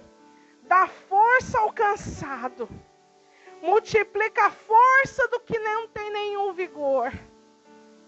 Até os jovens se cansam e se fadigam, eles tropeçam e caem, mas os que esperam no Senhor renovarão as suas forças e subirão com asas como de águias, correrão e não se cansarão, caminharão e não se fadigarão. Aleluia! Tá conseguindo compreender? Isso que nós acabamos de ler, ela se encaixa perfeitamente no contexto de uma igreja que está fugindo para o deserto no período da grande tribulação. Por quê? Porque eles serão renovados, mesmo que eles estarão sendo perseguidos, mesmo que eles estarão sendo humilhados, passando por diversas provações, o Senhor vai renovando as suas forças, eles não vão se cansar, e eles vão subir com asas como de águia. Vão subir, vão ser cuidados, vão ser preservados pelo Senhor. Aleluia, Jesus. Aleluia, Jesus. Este é o nosso Deus. Esse é o nosso Deus. Aleluia, glória a Deus. Amém, queridos? Então, uma conclusão prévia, para a gente poder passar para um outro ponto, é que a igreja está sendo preparada. A igreja precisa estar sendo preparada para entrar nesse nível aqui. Amém? E é por isso que o candeeiro tem tudo a ver. Porque o candeeiro não pode ficar apagado. O candeeiro tem que estar aceso. Lembra da parábola das 10 virgens? Mateus, capítulo 25, do verso 1 ao 13. Então, tem tudo a ver com esse contexto. Na parábola das 10 virgens, não teve segunda chance para ninguém. Assim como não haverá no grande dia do Senhor, no dia do arrebatamento. Não tem segunda chance. Amém? Glória a Deus. Olha só, para a gente poder finalizar então, que coisa interessante. Lá no contexto das duas testemunhas, vai dizer algo sobre elas. Vai dizer que eles terão poder para fechar o céu. Para que não chova. Né? Aí olha só que coisa interessante. Tiago, no capítulo 5, do verso 16 ao 17, vamos ler lá?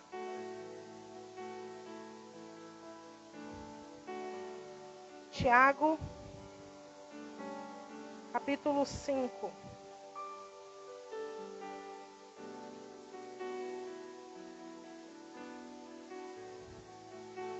Tiago, capítulo 5.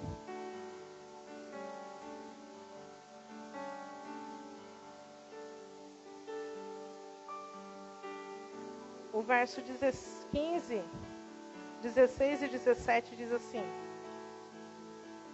Portanto, confessai os vossos pecados uns aos outros, e orai uns pelos outros, para serdes curados. A oração de um justo é poderosa e eficaz. A oração de um justo é poderosa e eficaz. Guarda isso. Elias era homem humano e estava sujeito às mesmas paixões que nós, mas orou com fervor para que não chovesse.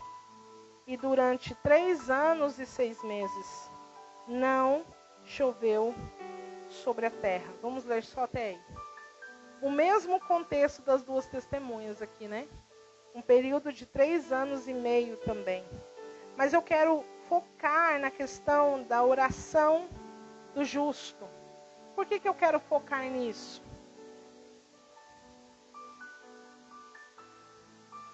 Apaguei. Apaguei o que não era para apagar. Mas tá bom. Porque lá em Apocalipse, no capítulo 5, no verso 8, vai dizer que o incenso são as orações. Deixa eu anotar aqui.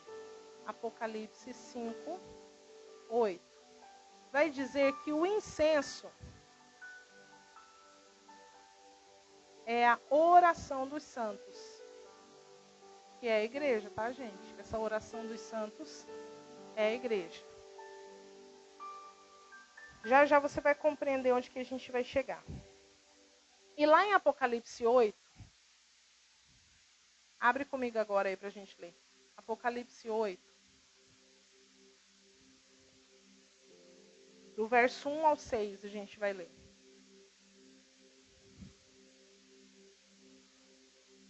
Apocalipse 8.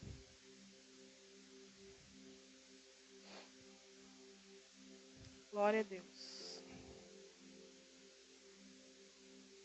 Nós vamos ler a abertura do 7º selo. 7º selo. Quando ele abriu o 7º selo, fez-se o silêncio no céu por cerca de meia hora. E eu vi os 7 anjos que estavam em pé diante de Deus. os quais foram dadas 7 trombetas.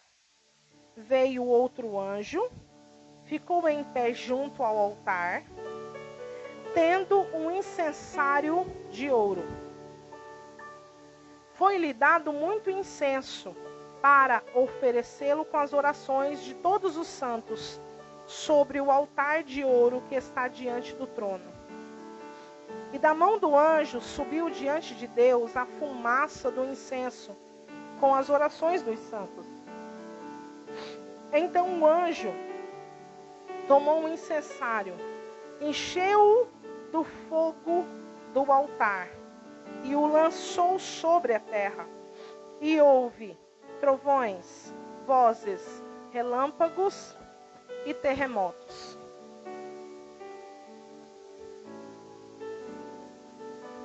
Deixa eu apagar. Esse texto está falando sobre a abertura do 7º selo.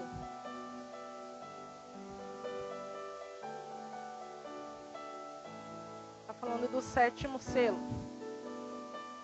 Certo? E está falando que tinha o altar de ouro.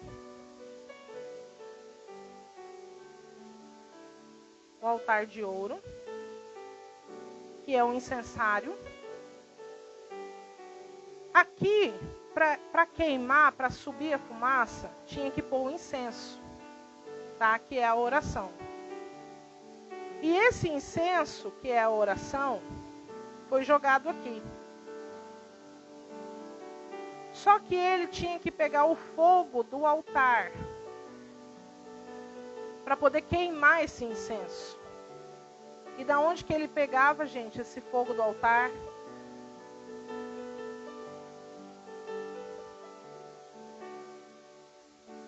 Do candeeiro. Não podia ser de outro lugar. Certo? Já já vocês vão entender. E aí, ele vai dizer então que houve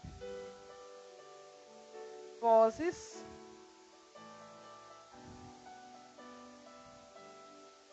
que houve trovões, vozes, relâmpagos,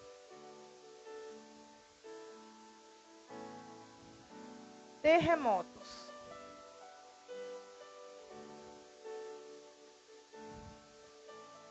Ou seja, o que está dizendo todo esse texto?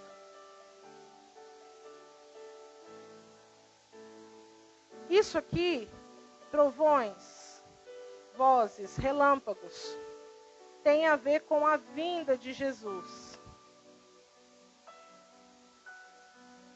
Por quê? Porque se você ler a descrição da 7ª trombeta e da 7ª taça, pode ler lá que você vai encontrar. Você vai encontrar no tocar da 7ª trombeta, no derramar da 7ª taça, esses mesmos eventos aqui acontecendo. Certo, gente? Deixa eu colocar a referência para vocês aqui. A 7ª trombeta é Apocalipse 11, verso 19. E a 7ª taça é Apocalipse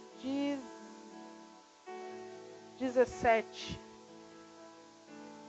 do verso 18 ao 21. Vocês podem ler lá, a gente não vai ler para não tomar muito tempo. Certo? Por que eu estou falando tudo isso aqui, gente? Porque quando abrir o 7º selo, tocar a 7ª trombeta, derramar a 7ª taça, vai ser a vinda de Jesus. Só que antes desses eventos, o que vai acontecer? A oração dos santos vai ser apresentada no altar de ouro. E para ela queimar e subir a fumaça, vai ter que pegar fogo do candeeiro, que tem que estar aceso. E aí entra novamente a parábola das 10 virgens que não tinham as suas lamparinas acesas, as 5 loucas, né? Então é por isso que nós precisamos conservar as nossas lamparinas acesas, porque se não tiver fogo no candeeiro, não vai ter fogo para apresentar na oração dos santos. E qual é a oração dos santos dos últimos dias? A oração dos santos dos últimos dias não vai ser: Senhor, me dá uma casa. A oração dos santos dos últimos dias não vai ser: Senhor, eu quero um emprego.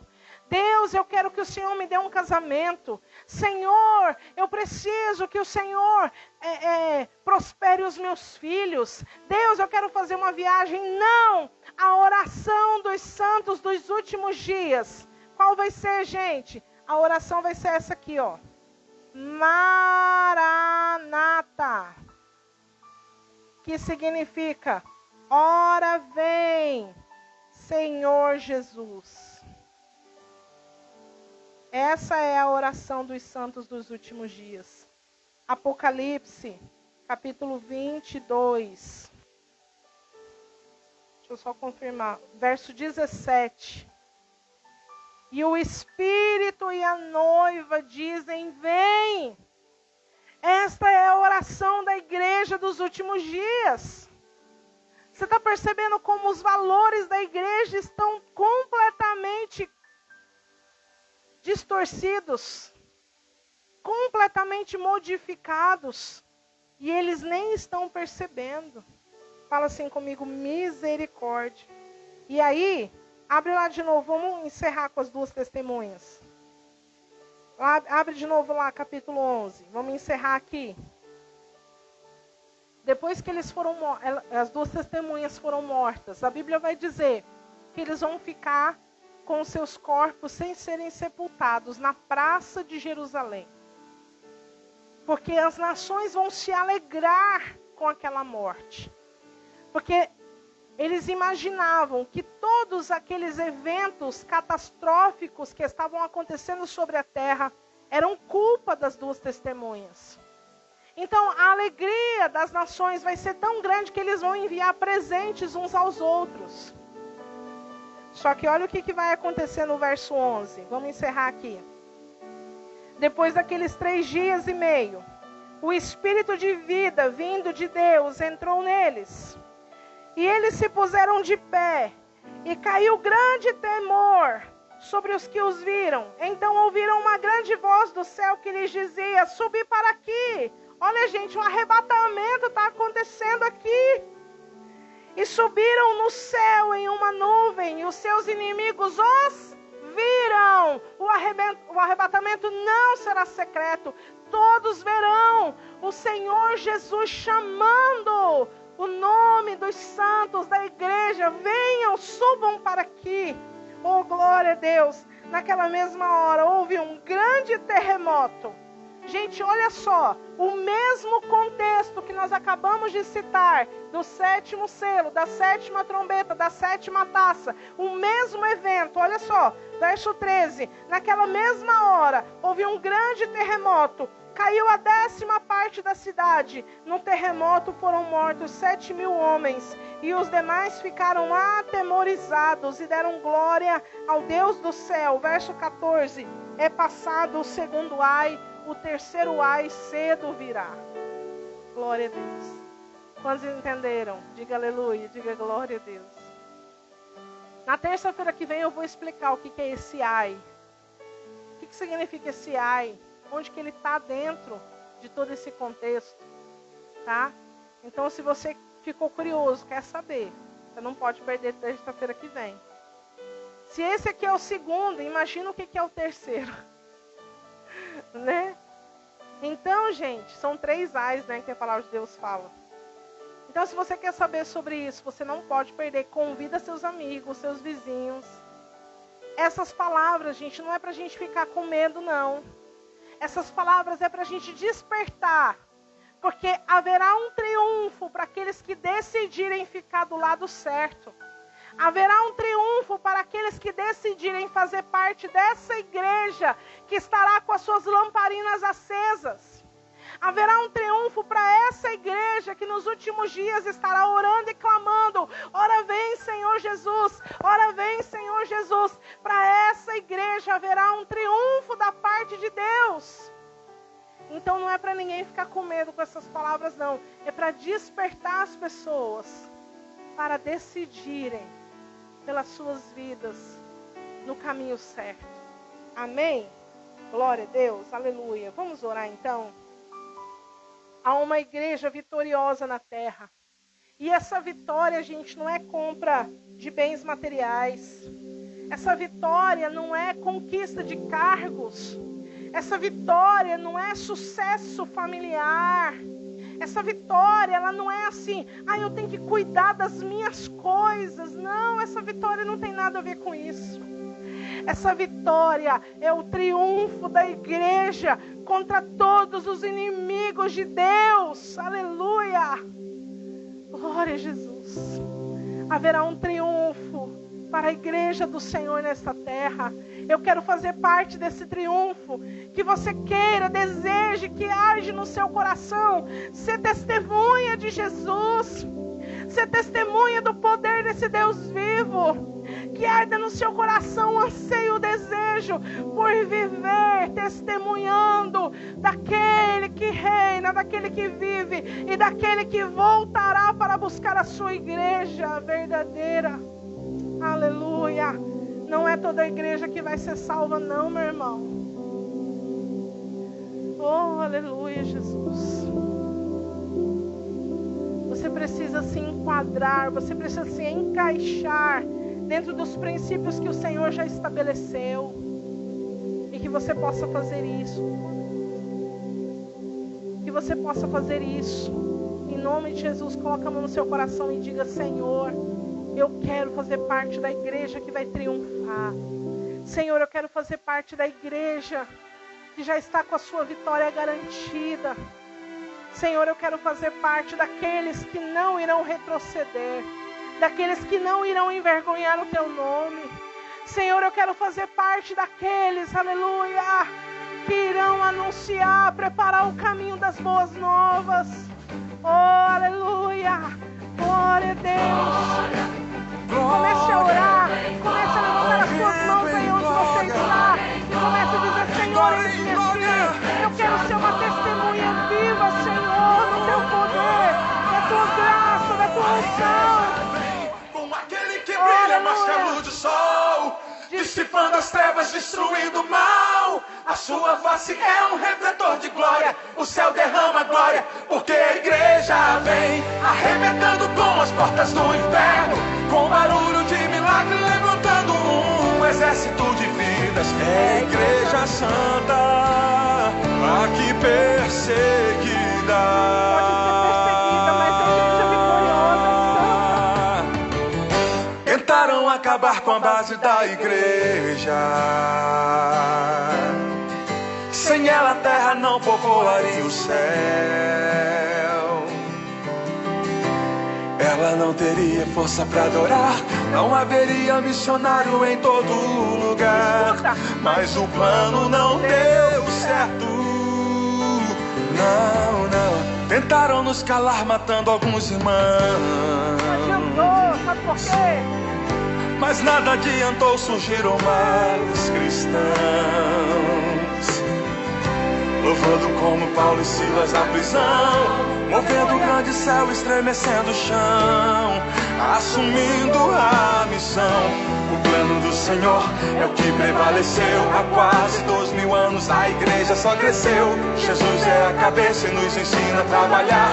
A base é muito forte, nada pode abalar. Por isso o inferno vive a chorar. A igreja não descansa, o tempo todo está lá, brilhando em toda parte. A igreja vem, quebrando cativeiros para salvar alguém.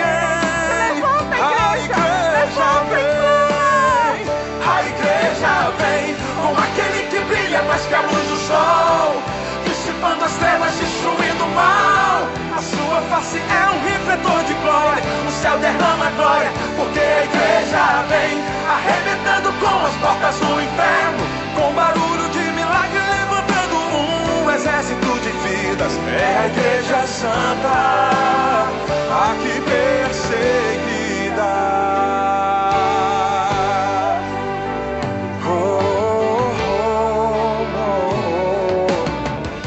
O plano do Senhor é o que faleceu. Há quase 2000 anos a igreja só cresceu. Jesus é a cabeça e nos ensina a trabalhar. A base é muito forte, nada pode abalar.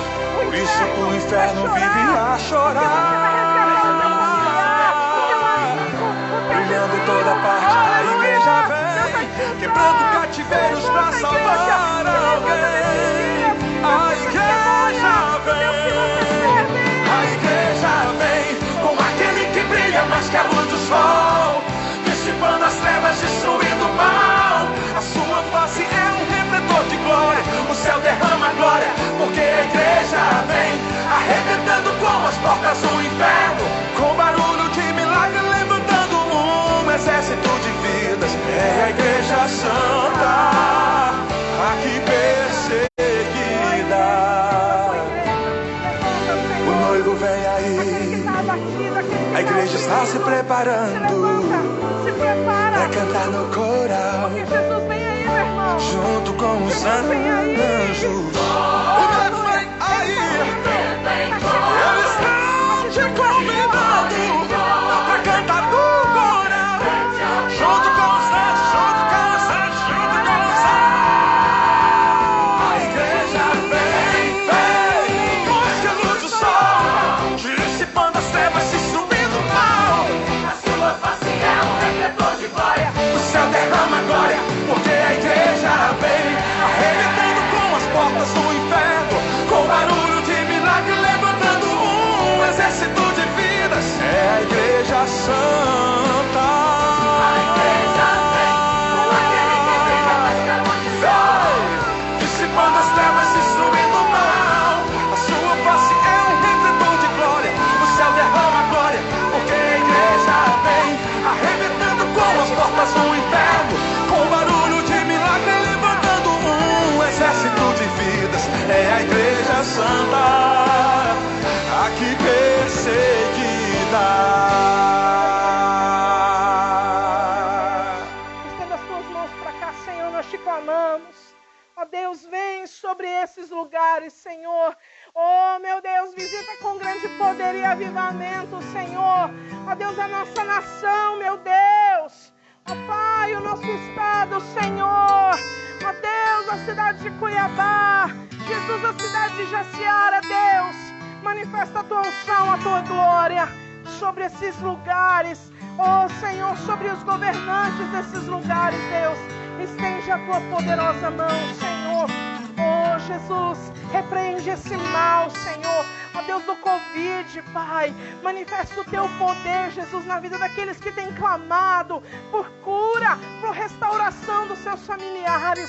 Manifesta o teu poder, Senhor, em nome de Jesus, Pai. Em nome de Jesus. Quantos creem podem dizer amém. Aleluia, que Jesus possa te abençoar aí onde você está. E que você seja um canal de bênção na vida das pessoas. Amém, glória a Deus. Na quinta-feira, às 7h30 da noite, nós estaremos novamente aqui. Amém, com o culto Gerando Fé. No domingo nós estaremos 7h30 da noite lá na igreja, com o nosso culto de celebração da família. Mas também estaremos ao vivo, online. Que você possa estar conosco, amém? Aleluia, levante as suas mãos. Aleluia, que o grande amor de Deus, que a graça do nosso Senhor Jesus Cristo e as doces consolações do Espírito Santo seja com você e toda a sua família, e que Ele te dê a paz, em nome de Jesus. Tantas aflições eu tenho que enfrentar, mas o Senhor está sempre a me proteger. Te sinto aqui. Quando o vento sopra contra mim, os problemas tentam me abater, eu me lembro, o grande eu sou me enviou.